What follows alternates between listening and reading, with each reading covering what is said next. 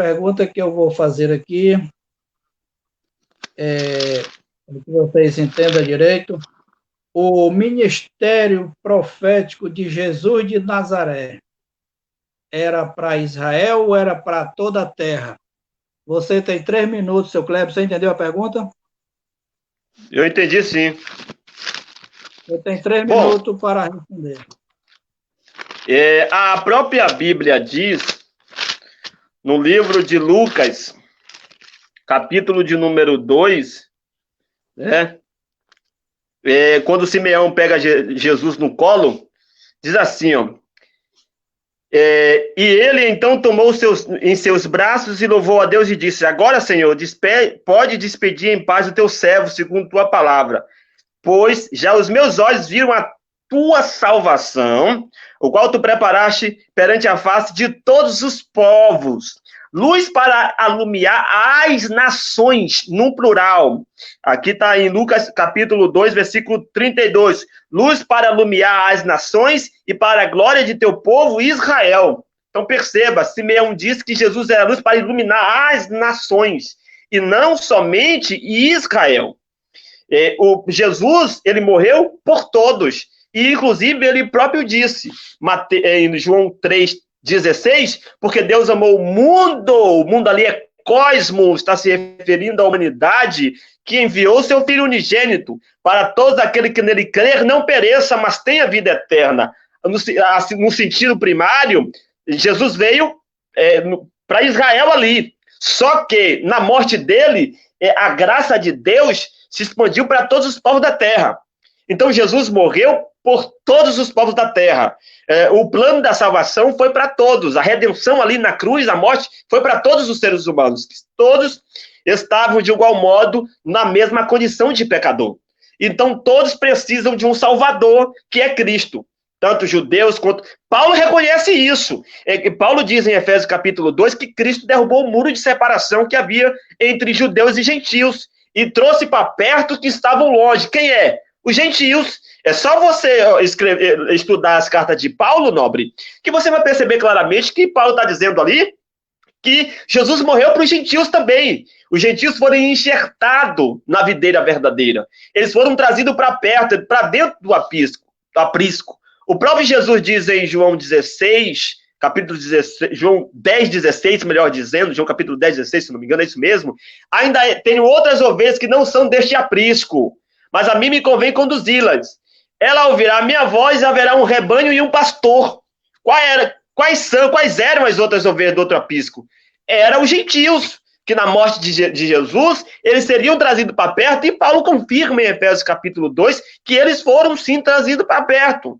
Aí, de maneira que Paulo diz em Efésios capítulo 2, 19 e 20, de maneira que não há nem estrangeiro, nem forasteiros, porque todos somos cidadãos dos céus. Somos servos de Cristo. Então, a morte de Cristo foi por todos, não só por Israel. Ok, apóstolo, o senhor entendeu a pergunta? Eu penso que o senhor Kleber não entendeu. Eu perguntei, vou repetir a pergunta para que as pessoas em casa entendam o que eu perguntei e o que o senhor Kleber respondeu. Eu perguntei, o ministério profético de Jesus era para Israel ou para toda a terra? Apóstolo, o senhor tem 3 minutos para nos responder.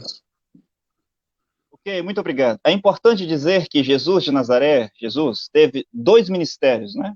Primeiro, ele veio como Filho de Deus para redimir toda a humanidade, desde Adão até o último Filho de Deus que nasceu sobre a terra. Inclusive, o profeta Caco Filipe vai ser salvo por causa dessa remissão, de sacrifício de Jesus Cristo.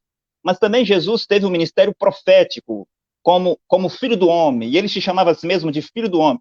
Filho do Homem, nas Escrituras, significa um profeta. E esse ministério profético de Jesus foi só para os seus irmãos judeus. E Jesus confirma isso em Mateus 15, 24, quando uma grega procurou para ajudar sua filha endemoniada, e Jesus diz: mulher, eu não posso pegar o pão, a mensagem, dos filhos que são judeus e dar para os cães. E a mulher diz: sim, Senhor, mas... E ela dá lá a sua humildade, Jesus ajuda esta mulher. E Jesus completa dizendo: porque eu fui enviado somente para as ovelhas perdidas na casa de Israel. Então, Jesus de Nazaré, no seu ministério profético, como Filho do Homem, foi enviado somente para os seus irmãos judeus, para as 12 tribos de Israel. Assim como os seus 12 apóstolos foram enviados somente para as 12 tribos de Israel. Isso é confirmado por Jesus em Mateus capítulo 10, versículo 5 e versículo 6.